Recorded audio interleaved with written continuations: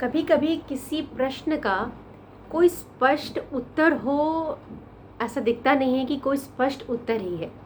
जैसे कि जब मैं रामायण पढ़ रही थी तो मुझे लगा कि राम को जो वनवास मिला, इसके पीछे मुख्य मुख्य जो कारण है वो कौन है।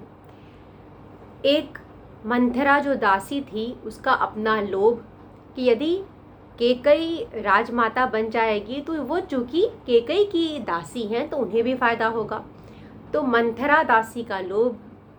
दूसरा, केकई की बुद्धि जो बिल्कुल भ्रष्ट हो गई थी, और केकई जिन्होंने लोभ के कारण मंथरा की बातों को सुना, तो दूसरी हो गई केकई। पहली हो गई मंथरा, राम के वनवास का कारण। दूसरी हो गई केकई।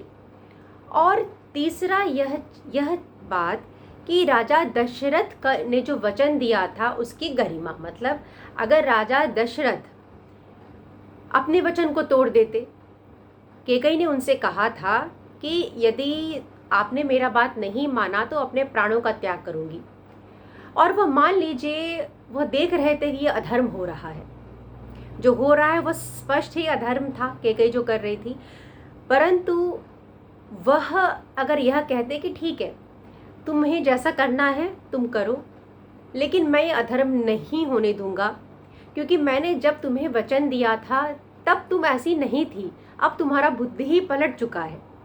या इस तरह से भी राजा दशरथ को कह सकते हैं कि क्या कभी किसी को कोई वचन नहीं देना चाहिए इस तरह से कि कभी भी उसका प्रयोग किया जा सके। तो राजा दशरथ के जो राम जी हैं उनके वनवास का अगर एक कारण बताया जाए, जो सबसे मुख्य कारण, तो आपको क्या लगता है? मंथरा दासी, महारानी केकई, या राजा दशरथ और उनके वचन की गरिमा?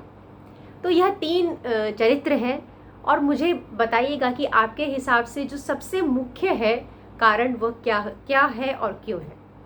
मुझे सुनने के लिए धन्यवाद।